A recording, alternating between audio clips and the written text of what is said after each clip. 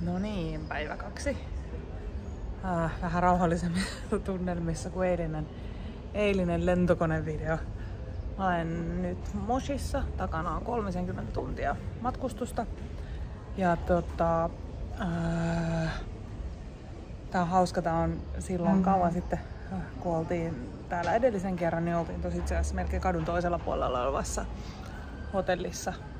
Ja tietyllä tavalla tässä on niinku ehkä sen jännä twisti, että epäilys on, että silloin se mun ruokamyrkytys se tuli tästä kyseisestä hotelliravintolasta, jossa minä nyt parhaillaan istun.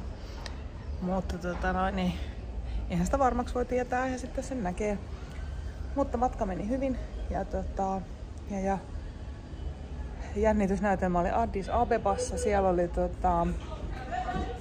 mun kone oli myöhässä 3-4 tuntia ja sit siellä oli vähän sekannuksia porttien kanssa ja sit siellä se porukka lopulta niinku, se oli iso kone, niin vaellettiin ympäri sitä lentokenttää. Sitten aina kuuluttiin uuden portin ja koko valtava massa kulki taas sen kentän halki ja näin. Ja sitten lopulta meidät pakattiin semmoiseen koneeseen, mikä oli menossa itse asiassa, tai siinä on niinku siinä gateilla lukukyltti, että me on menossa Maputoon, eli Mosambikkiin.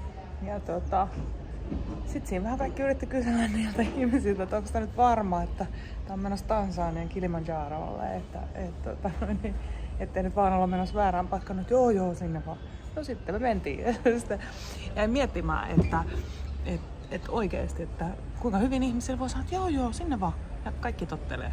Niin kuin siinäkin paljonko tommoseen ison poingiin mahtuu porukkaan, niin kaikki vaan kiltisti käveli koneeseen ja meitä olisi voinut lähettää ihan mihin vaan.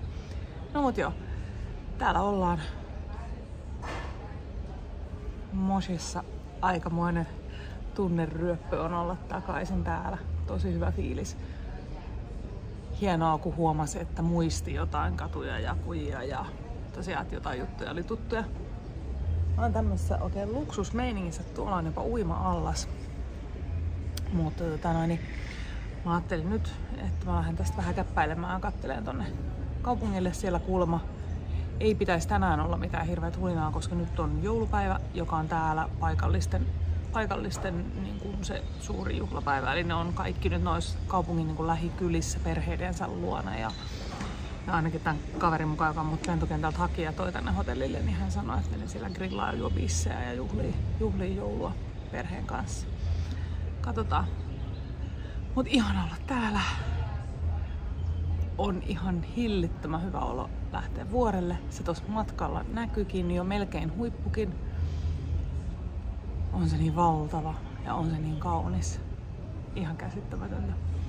Huomenna tavataan ryhmän kanssa ja ainakin 11 tulee se meidän, niinku, mä en tiedä onko se Samson itse, jonka kanssa mä asioin vai joku muu, mutta huomenna on briefi ja seuraavana aamuna sitten lähdetään, ettei tässä turhia odotella. Et nyt rento ilta ja huomenna vähän sitten briefailua ja pakkailua ja nyt täytyy pari yötä nukkua hyvin, koska sitten taas tietää, että sit kun ruvetaan menee rinnettä ylös, niin sitten sen jälkeen uni taas on mitä on.